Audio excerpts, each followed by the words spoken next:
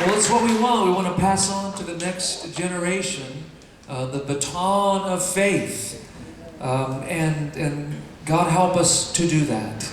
But have you discovered along the way that faithfulness isn't just discipline? It isn't just tightening up our belts another notch, determining to get it right. It's still God's grace to us. It is God who works in you both to do and to will, right? The one who calls you, 1 Thessalonians, the one who calls you is faithful, and He will do it. So in the end, folks, there is never any boasting in anything other than Christ. The song of heaven isn't, well, here I am, boy, it was pretty tough, but I made it. No, it's worthy is the Lamb who was slain. From beginning to end, He is the author and the finisher, the perfecter of our faith. Well, that's the great privilege of this life, that we get to walk by faith, not by sight. That's a big deal. There will be a day when faith will be no more, and we will be in the presence of the Lord and see Him face to face. But this is the privileged time of believing even though we don't see, of trusting in the certainty of God's character and His promises, even though He's not visible. And the way God works that in us is through difficulties and hardship.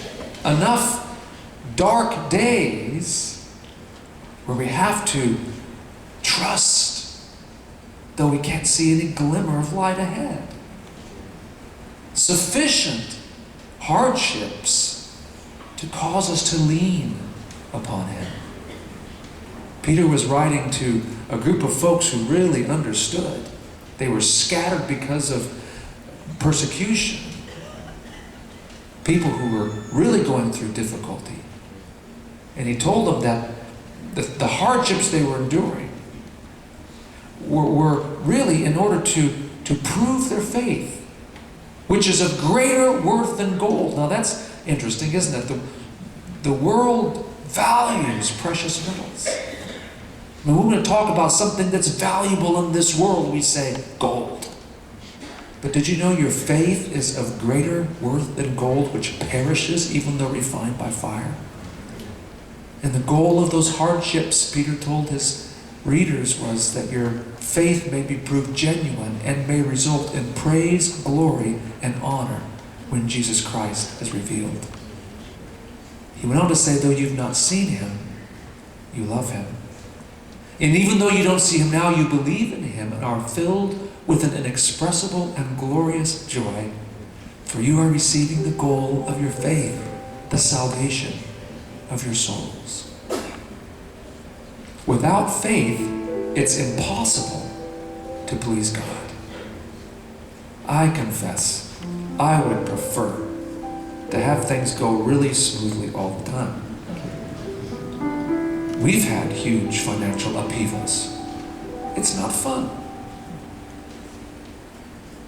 Some of you have been through great hardship physically with illnesses. Others with family members. There are a myriad of things that God can use to supernaturally and providentially pull the rug out from under us. And the goal is to cause us to fall upon Him and find that He is trustworthy in all He has said. And our faith is strengthened and He is glorified in it. I want to be whole. He has ways of breaking. I want to be strong. But He lovingly weakens us. Just like the Apostle Paul, who 3 times pled with the Lord to remove that thorn in the flesh, whatever it was, something really, really hard. And the Lord's response to him was, my grace is sufficient for you. In your weakness, my strength will be evident.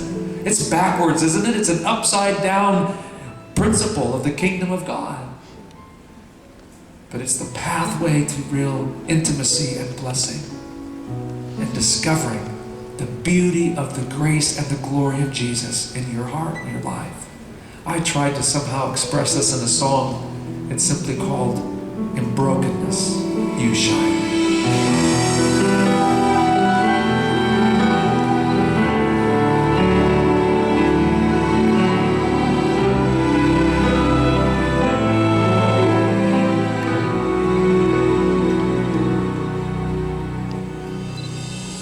When life becomes a shattered dream that's slipping through my trembling hands, I need to know that you are near, to know you see each falling tear.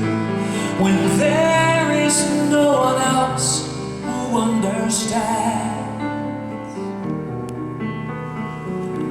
when I can't find the words to speak, you hear the pain in each heartbeat. Before I even call to you, in my deepest hour of need, that's when you come and pour your mercy on me. Your beauty shines, your love surrounds. Where cries of brokenness are found, bring hope alive. Help me believe and trust you one more time. In brokenness, you shine. In brokenness, you shine. Let comfort be a living thing, a river flowing from my grief, where thirsty souls can drink their fill and find in you their heart's release, and through my sorrow show your free.